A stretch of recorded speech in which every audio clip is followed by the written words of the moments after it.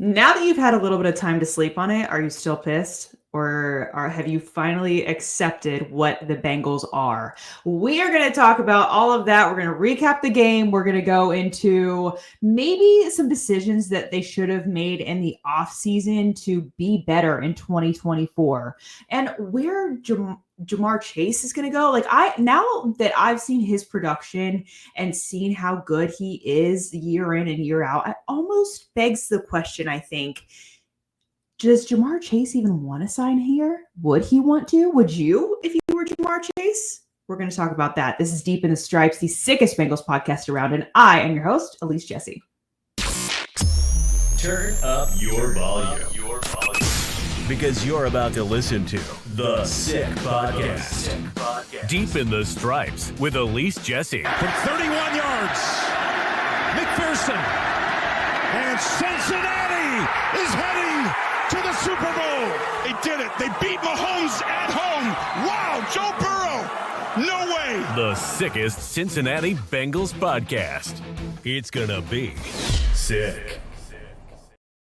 You guys, this game started off strong for the Cincinnati Bengals, and we talked about this on Monday. The Bengals needed to have a nearly mistake-free game, nearly a perfect game in order to be the road team, go on the road in Baltimore, and beat the best team, one of the best teams in the AFC North, which was the Baltimore Ravens. And it looked like they were on track for that. And ultimately, giving up 4 touchdowns in the second half, Baltimore scored on every single possession in the second half, and we will talk about that. But first, I just want to talk about the defense for a second and the offense. Honestly, everyone is unloading on the defense, and I kind of was last night too. I was just kind of like, how do you give up 4 straight like every possession you give up a touchdown? It is embarrassing to play that way. But then I was kind of thinking about it a little bit deeper, especially this morning, and it just came to me. It's like, you know what? When you're an offense and you're a coach, you're a team who knows that your defense is not the strong point of your team. Your defense may be average at best. Every average defense can have 1 to 2 really great quarters of football. Great defenses are defenses who can sustain 4 excellent quarters of football. The Cincinnati Bengals are not that. We know that. The players know that. The coaches know that. And so it kind of peeved me a little bit that the Cincinnati Bengals offense did not take full advantage of the fact that the Cincinnati Bengals defense was holding Baltimore to punts. Like, they were getting off the field on 3rd down. The 2-time MVP, Lamar Jackson, was being booed by his home crowd at one point in the first half. And the Cincinnati Bengals should have been up by a lot more than they were by halftime. And it just boggles my mind. It's like, yes, Joe Burrow played an incredible game like he always does. Ja'Marr Chase playing an incredible game. And we're also seeing an incredible performance on the other side as well. When you know that you have Lamar Jackson on the other side, you have got to score on almost every single possession. I don't care if it's a touchdown or a field goal. You got to come away with points, because if you can come away with points in the majority of your possessions, you're not going to be in exactly the same situation that the Cincinnati Bengals were last night. So obviously, there was a very clear, in my mind, momentum shift, and that is when Chase Brown fumbled that football on a drive where the Cincinnati Bengals were looking to score. You fumble the football. Actually, really, it was more of Marlon Humphrey doing what he does best and just stripping the ball out. Ball security was an issue.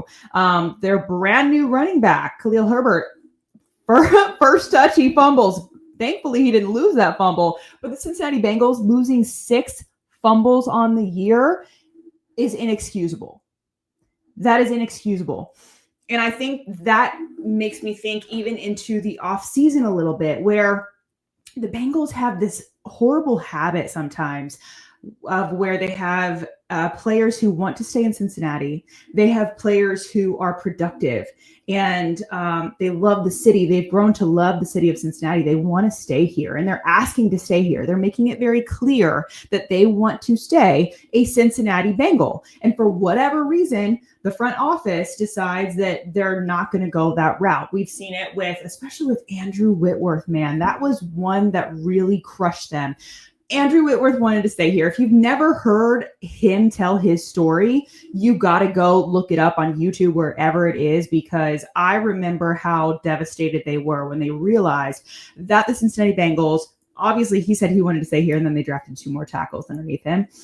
And then Mike Brown obviously wanted to keep him, but Mike Brown that's something I like about Mike Brown, side note, is that he is a little bit more loyal towards the players in a way. Like, he was loyal to Adam Pac-Man Jones. He was loyal to Andrew Whitworth. He really loved Joe Mixon. Joe Mixon would have like dinners with Mike Brown.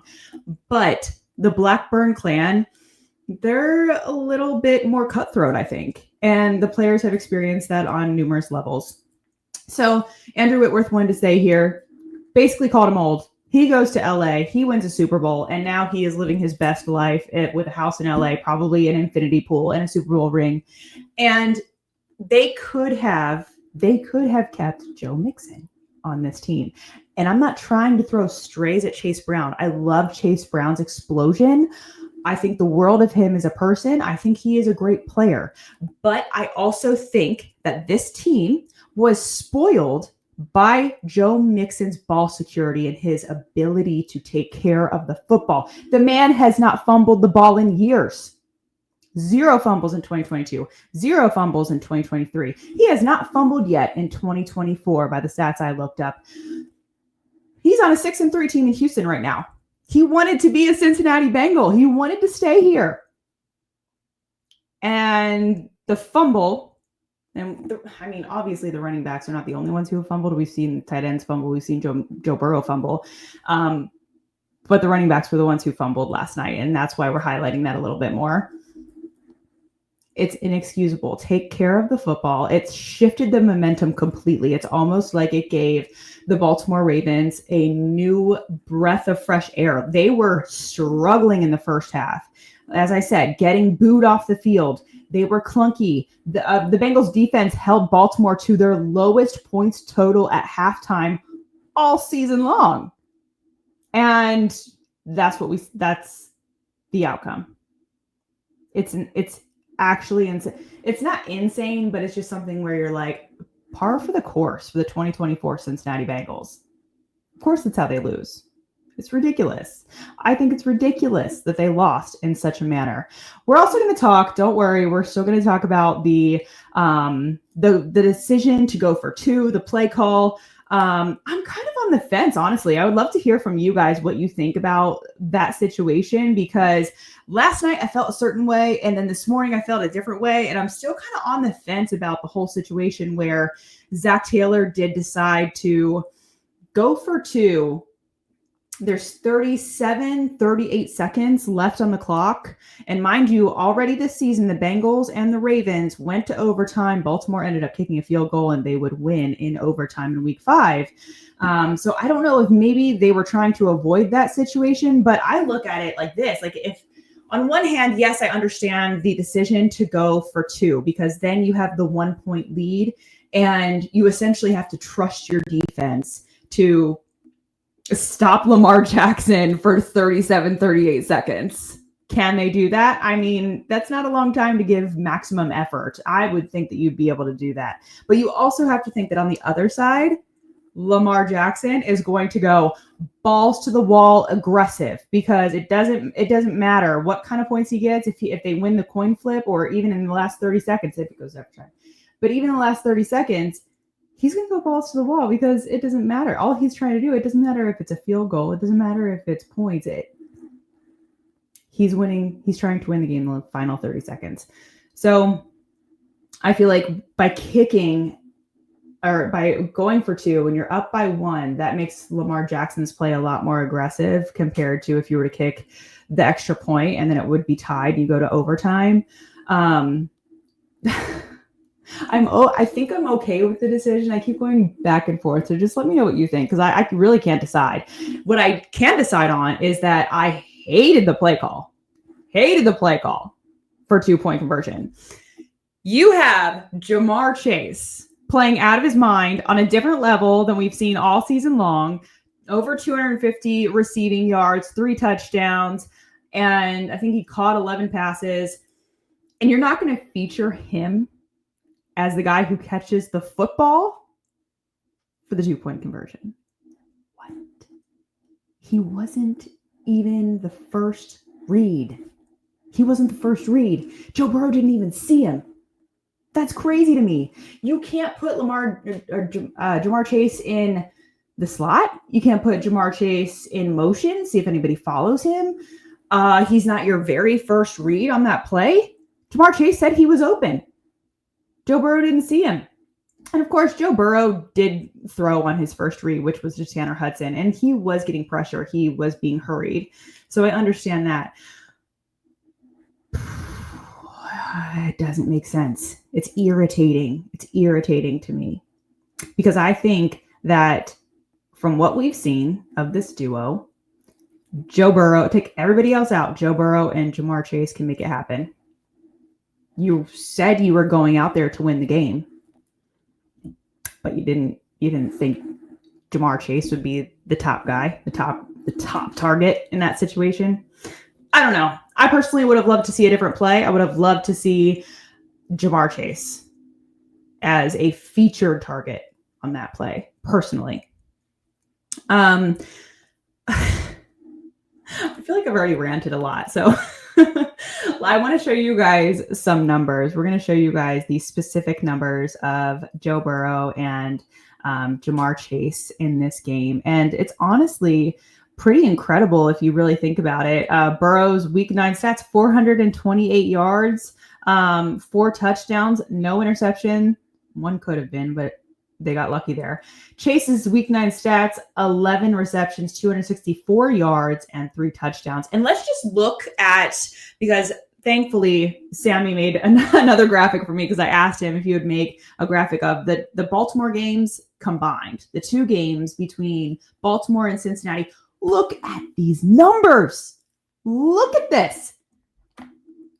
820 yards from Joe Burrow. 11 touchdowns, 1 interception.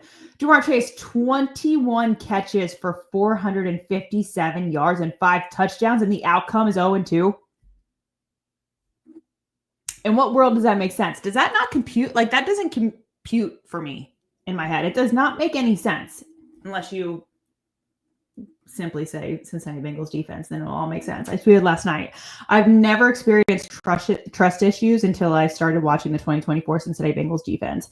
You think that they're going to play one way, and it doesn't happen. I mean, we haven't even gotten to this. This can be my rant. Let's do rant of the week, because I cannot believe what we watched last night on this play. Elise's rant of the week.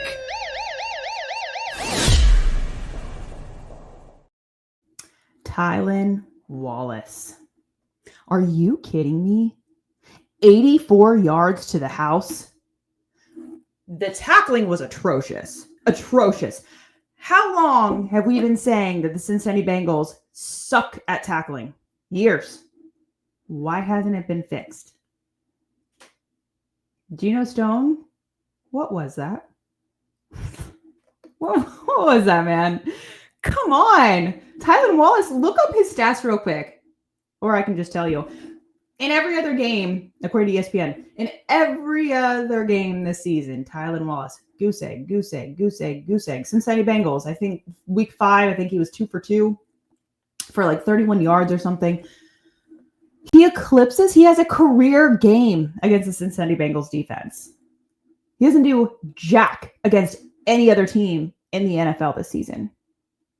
I haven't looked up his total playing time, but 0 stats for any other game so far this year, 2024. Really?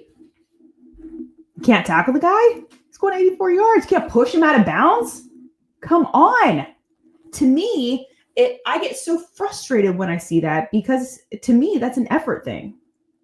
That's not giving your full effort 100% on that play. You're loafing right there. Geno Stone's loafing. He's expecting somebody else to take care of it. No, you take care of it. That's what Lou Anarumo means by do your job. Don't loaf around and expect somebody else to do the job for you.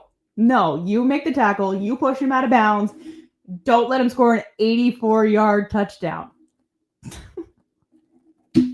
And on the plus side, they did contain Derrick Henry. I don't know why they play so well against Derrick Henry. He did have a touchdown last night, but he was held under 100 yards. I think he was somewhere in the 60s. But he wasn't really a huge factor. But at the same time, Lamar Jackson doesn't need him to be a factor, really, does he? He doesn't. He's an MVP caliber quarterback. He's going for the MVP, his third MVP this season. I think he could win the MVP this year. He is an extremely talented, extremely fun quarterback to watch. The tiptoe down the sideline, I was watching that. I'm like, oh my gosh, there is no one else in this league who could make a play like that other than Lamar Jackson. That's it. He's the only one who could do that, truly. He's fun to watch. Unless he's playing your team, then he's not very fun to watch. He is hard to watch if he's playing against your team. He makes everybody pay. I do have some questions, though. And some I have answers to. Some I'm still kind of really baffled about. Like, for example, the front office. First of all, what was the point? What was the point of signing Joe Burrow to, at the time, the most expensive contract in the NFL?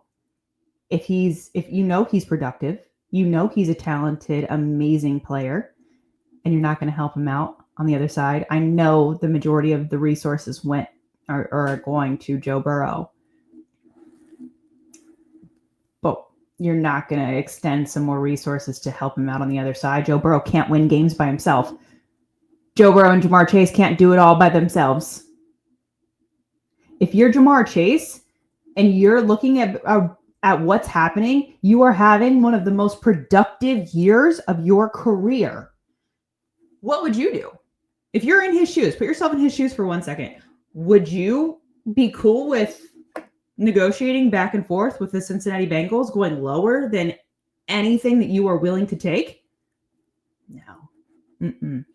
Why not spend the time and enjoy the courtship of the other 31 NFL teams and then decide on which team they would all, I think, be willing to give you what you ask for. Which one has the best chances to go to the Super Bowl? Win a ring. At the end of the day, that's what they want to do. They want to make their money on their way to win a ring. That's what I would do. I wouldn't take a discount if I were Ja'Marr Chase. There's no way in hell I would do that. I would say, yeah, you can. After that performance, you can come on up. I'm not going down. There's no way. We're not negotiating anymore. You know the number. I gave you the number months ago.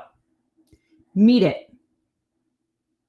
Or I will start dating other teams in the NFL.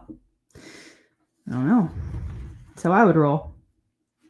I don't understand the point of dragging out negotiations with Ja'Marr Chase. I don't understand the point of signing Joe Burrow to a mega contract when you are not going to bolster the team on the other side as well to ensure that he doesn't have to go out and score 50 points every week to win a game.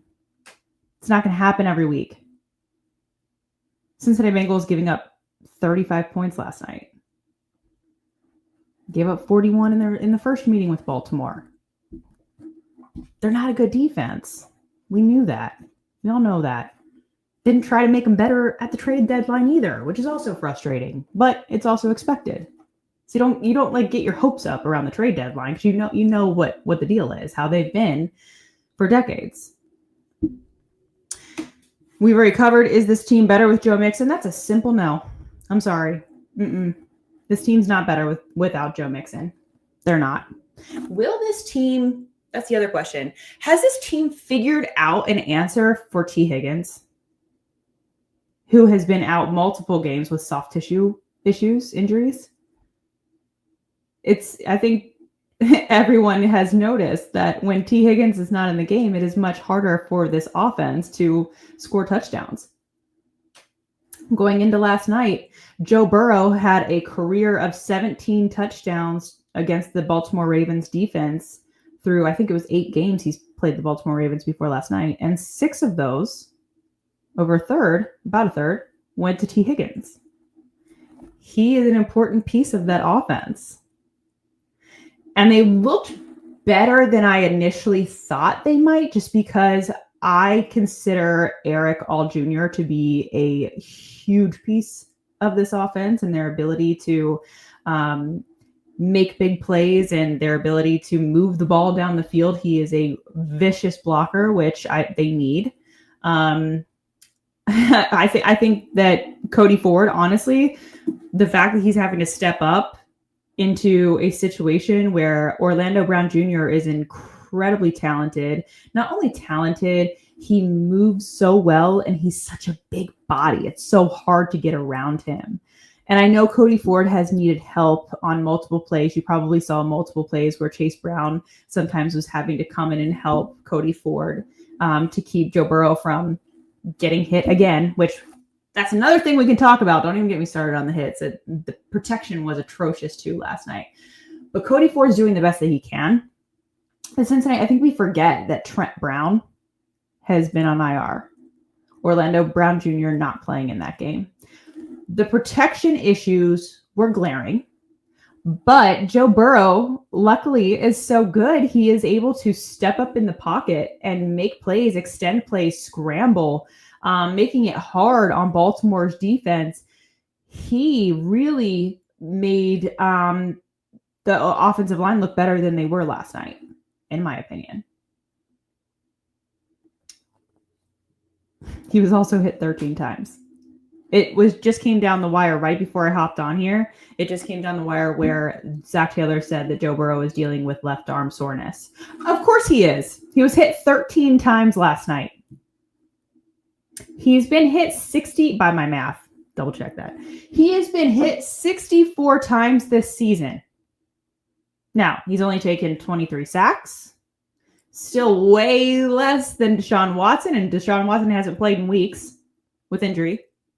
Deshaun Watson is at 33 sacks on the season. But to take those hits takes a toll on your body.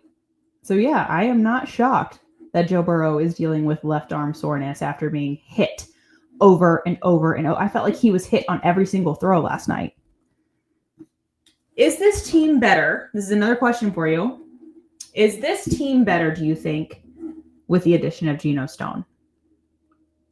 I think they had high hopes for Geno Stone. I think that they thought that he was going to be a difference maker and a piece that was going to help this defense in ways that they were deficient last season.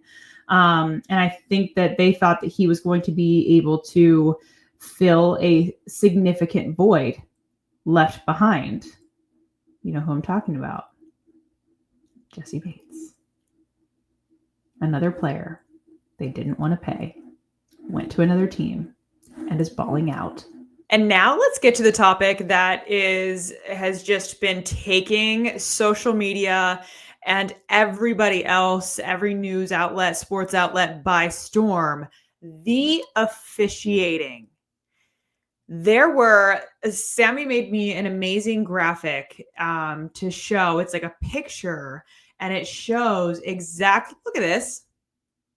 Everyone was like, oh, there was holding and a face mask. I'm counting 1, 2, 3 face mask penalties right there. What was that? And after the game, Joe Burrow says, first of all, I know that the game goes by so fast, especially on the ground. The game is so quick on the ground that you do miss things. And I'm almost wondering if it wouldn't be a good idea to install like a sky judge just for the final 2 minutes of the game, each game. because everyone talks about it all the time. Like if you had like a sky judge, for example, for the entire game looking for holdings, you could call a PI or holding on every single play, right? That's just how the game is played. But penalties as blatant as 3 face masks on one play is a bit jarring. Little bit confusing how they missed that one. Joe Burrow was asked about it after the game, and he was just kind of like, listen, I don't get those calls. So I don't play like I would get those calls. He didn't expect to get those calls. I think that definitely had an outcome on how the game ended for the Cincinnati Bengals. But he's right. He doesn't get those calls. The Cincinnati Bengals don't get the benefit of those calls like other teams do, i.e. the Chiefs. We've seen that happen for them on numerous occasions. But the Cincinnati Bengals are not as fortunate as the Chiefs when it comes to beneficial officiating in the final minutes, the final plays of the game. You know who else knew that the Cincinnati Bengals don't get the benefit of officiating on those plays? The Baltimore Ravens. When I saw that, I laughed. I'm like, oh my gosh, I bet John Harbaugh was like, just go rip their helmets off. You're not gonna get called for it. You're not gonna get called for it. It's okay. Go destroy them. You're not gonna get called for it.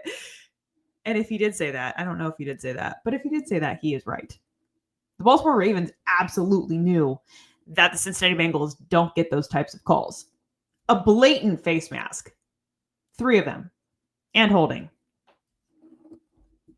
I think that's unacceptable. I think that needs to be reviewed. I think that they need to implement some way, at least in the final 2 minutes of each game, to help out the refs when a game is on the line, a crucial, critical final play of a game. You don't want somebody to be able to face mask your quarterback, pull on his face mask as he's trying to make a throw into the end zone to convert a 2-point conversion and win the game. It's not what you want to see. No one wants to see that. Watching football wants to see that. That was one of the best games of the season. And it ends like that.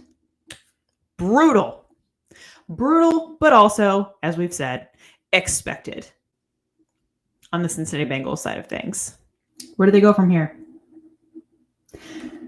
A win last night, according to NFL.com, would have given the Bengals a 52% chance to make the playoffs.